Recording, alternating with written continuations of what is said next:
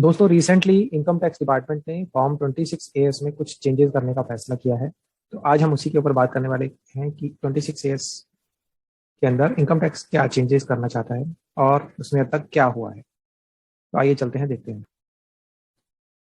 Last year मई के अंदर income tax department ने नोटिफाई किया था कि 26 AS के अंदर जितनी भी हाई वैल्यू ट्रांजेक्शन होंगी वो सारी की सारी कवर होंगी। और बजट 2020-21 के अंदर उन्होंने इंट्रोड्यूस भी किया नया सेक्शन, दैट इज 285BB। तो इस 285BB के अंदर उन्होंने कहा कि भैया एनुअल इंफॉर्मेशन स्टेटमेंट जो भी होती है, जो अलग अलग स्टेटमेंट्स अलग अलग एजेंसीज फाइल करती हैं इनकम टैक्स डिपार्टमेंट के पास, उन सबको 26 AS के अंदर मर्ज कर दिया जाएगा। और उसके साथ ही जो नए प्रोविजन आए TDS और TCS के, वो भी उसके अंदर डाल दिए जाएंगे। तो उन्होंने क्या कहा, उन्होंने कहा कि specified financial transactions, payment of taxes, demand refund और पेंडिंग पब्लिक कंप्लीटेड प्रोसीडिंग जो भी होंगी टैक्स पेयर के साथ, उन सब का जो डेटा है, उन सब के जो पर्टिकुलर्स हैं उस फाइनेंशियल ईयर से रिलेटेड, वो सारे के सारे फॉर्म 26 AS में डाल दिए जाएंगे। इसके बाद दोस्तों डेवलपमेंट क्या हुआ, अब हम जानते हैं कि डेवलपमेंट क्या हुए 26 AS में, क्या क्या चीजें स्पेसिफाई हुई, क्या क्या चीजें डाली जाएंगी। तो CBDT ने अभी 4 दिन पहले 26 अक्टूबर को एक ऑर्डर पास किया सेक्शन 255BB के अंदर, और उन्होंने 8 रूल बताए। They have specified 8 rules. उसके अंदर जो ये बताते हैं कि उस 26 AS के चेंजेस में क्या क्या चीजें मर्ज की जाएंगी, क्या क्या चीजें नई होंगी। Director general of income tax system shall specify the procedure, formats and standard for the purposes of uploading the information referred to in para above in annual information statement in form 26 AS। तो ये इसका pre text है।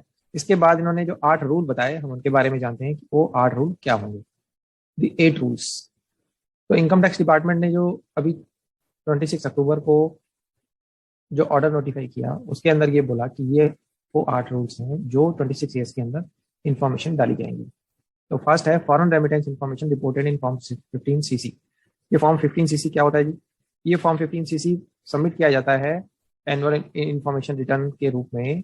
जो हमारे AD banker होते हैं, authorise dealer या bankers जो भी होते हैं, वो फॉर्म 37BB के अंदर इनकम टैक्स डिपार्टमेंट को अपना स्टेटमेंट देते हैं। तो वो क्या देते हैं उसमें, वो एसएससी का पैन नंबर के साथ डेटा देते हैं। तो वो पैन नंबर के साथ जो भी डेटा दे रहे हैं वो अब 26 AS में हमें दिखाई देने लग जाएगा। इसके बाद आया information in annex 2 of the 24Q TDS statement of last quarter. इस 24Q होता है, आपको मालूम ही है, ब्रेकअप। इसमें सैलरी का TDS जाता है दोस्तों। तो इसमें क्या दिया जाएगा, इसमें सैलरी का ब्रेकअप दिया जाएगा और डिडक्शन क्लेम्ड बाय एम्प्लॉइज, वो सारी इंफॉर्मेशन इसके अंदर मर्ज हो जाएगी।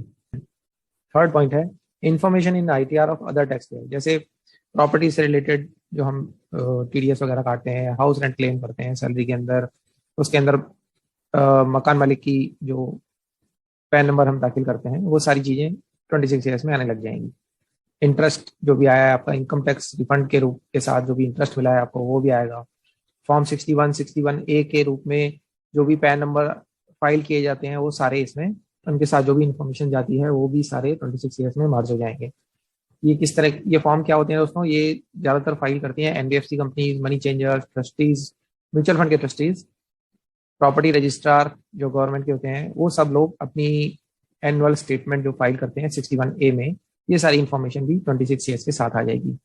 उसके बाद नेक्स्ट है 6ठा number, off market transaction reported by depositories, registrar of transfer agents, जो RTAs होते हैं, या जो डिपॉजिटरीज हैं आपके, जो म्यूचुअल फंड या आपके जो शेयर मार्केट से के जो डिपॉजिटरीज हैं वो लोग।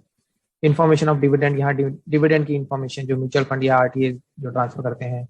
इसके बाद है last information about purchase of mutual fund reported by registrar. तो पहला था डिविडेंड, उसके बाद है परचेज। तो ये दोनों चीजें भी आपके 26 AS में आ जाएंगी।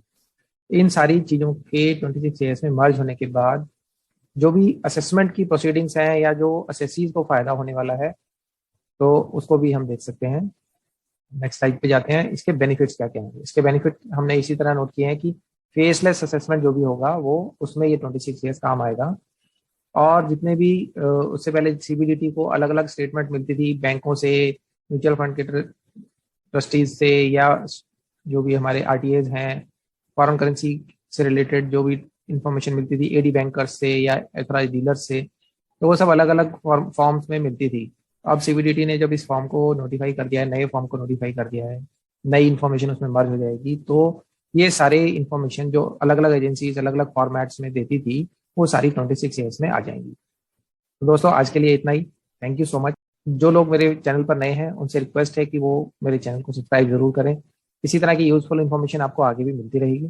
Thank you so much.